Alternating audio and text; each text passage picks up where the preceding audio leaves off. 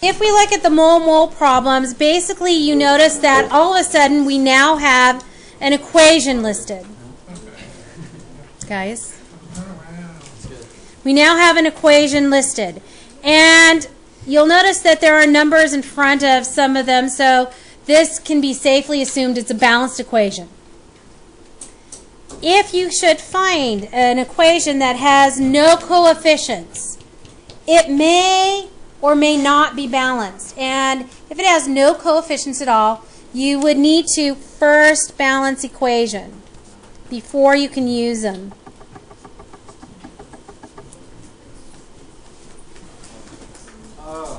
Before using. Okay? But we can see here that there's coefficients on all of these, so these have already been balanced for you. But that's not always going to be the case. So I can't assume that they are balanced for me. I need to always double check. Now the balanced equation is kind of like a recipe. It tells me the ratio or proportion of ingredients to make a certain product. So here, when I have no coefficient, it's the same thing as saying I have 1. 1 part nitrogen to 3 parts hydrogen creates 2 parts. This happens to be ammonia.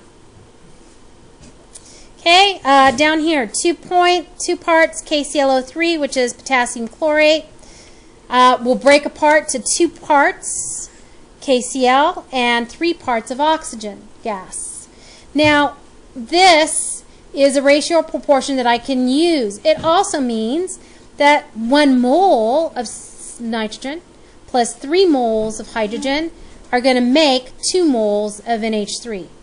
Or 1 molecule with 3 molecules of hydrogen will create 2 molecules of ammonia. And so I'm going to use that ratio proportion to complete the answers and help me solve the problem. So before we were using the molar mass from the periodic table. This time around we're going to use the coefficients as our ratio or conversion. So you'll notice that these are all word problems, so we've got to decipher the wording a little bit. And we read through it. It says how many moles of hydrogen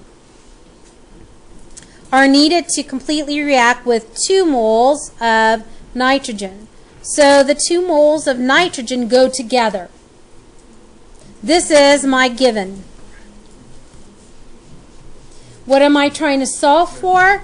Moles of hydrogen. So over here I know that I need to find moles of hydrogen. Notice that I'm putting H2. Why am I putting H2 and not just H? Well, if I look up here in the equation, the pure hydrogen is an H2 form.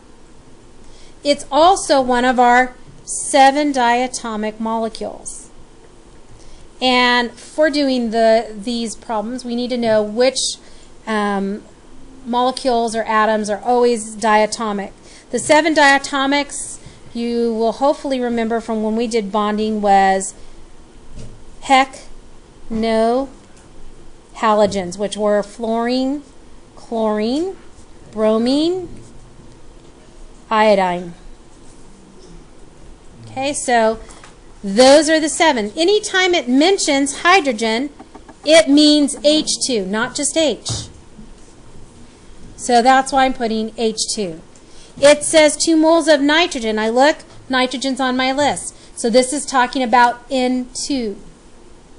It is not talking about this. These are mixed molecules. It's something else. It's a new compound. It would have a name that would be like nitrogen trihydride or the common name ammonia. It's not going to be called hydrogen. This is called hydrogen. Nitrogen over here, and it's just plain form. So I'm never going to use, I'm going to use the pure and exact chemical. Okay? So I'm going to start with a given. I need a number to start with. So my given is here. This is what I'm trying to solve for. So my given is 2 moles of nitrogen, and again I'm going to write it in 2. Now once again, this is technically over 1. Okay, my ratio or proportion that I'm using is the balanced equation. So use balanced equation ratios. Right? So I need moles of nitrogen on the bottom because, again, I've got to cross-cancel out the units and the chemical. So I've got to put that here. What number should go with it? Well, I look up here and there's no number, which means 1. So 1 mole. Okay, what am I trying to switch to? Which chemical? H2. The H2, and I want moles of H2. So I can get the mole ratio from the balanced equation.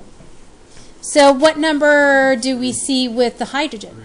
3. So that means there's 3 moles of hydrogen. Okay, I've got it set up. My next step is to cross-cancel out units and chemicals just like before. So moles of nitrogen, moles of nitrogen. Then if I can, I cross-cancel or reduce any numbers. Can't do either, but it's simple math. 2 times 6.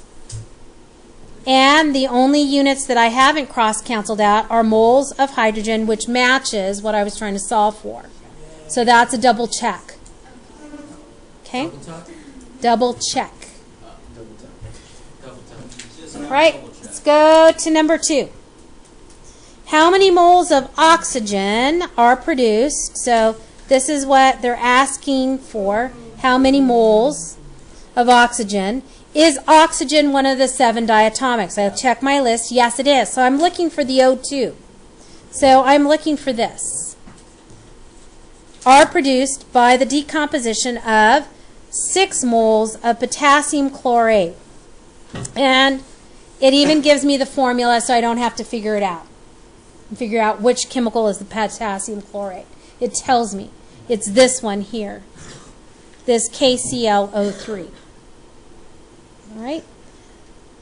How many moles of oxygen? Is this my solve or my given? Solve. It's my solve. It's what I'm trying to find. That means the 6 moles of potassium chloride are my given. The given is always going to have a number. The only time you're not going to see a number if it says how many moles of A, or it'll tell you that there's a mole. Other than that, you know that there's 1, and it's going to give it to you. So what goes over here? I'm trying to solve for moles of oxygen, so O2 is what I'm looking for. I'm going to start with my given, which is 6 moles of KClO3. Going to set it up with a ratio proportion. I have to be able to cross-cancel units and chemicals. So that means automatically, I don't even have to think. I know this has to go down on the bottom. Okay, so I just move it to the bottom. What number is going to go with moles of KClO3?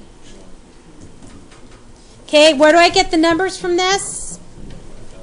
The balanced equation ratios. So KClO3, right here, it's got a 2 in front. So this is 2 moles. I'm trying to solve for the oxygen, so I want moles of oxygen. The number that goes with it is 3. So this, again, coefficient is 3. So there's 3 moles of O2 for every 2 moles of KClO3. It does not make a difference if one of the chemical is on the start of the arrow or if it's on the product side. You can take 2 chemicals in an equation no matter where they are and compare them. They don't have to be on the same sides. They don't have to be on opposite sides from anywhere. Does not make a difference. There's extra information in here like decomposition. That tells me the style or type of the reaction. I don't care about that. That's extra info. Does not affect our problem. Okay. Elsewhere, you're going to see, if we keep going down, you're going to see the word excess right here. Excess hydrochloric acid. That means there's extra. There's more than enough. That's extra information I don't need to know. It's not in the problem. So when you see that, that's what it's implying. You have more than enough. They're not telling you how much. They just say there's enough and extra. Okay, so we have it set up. What's our very first step?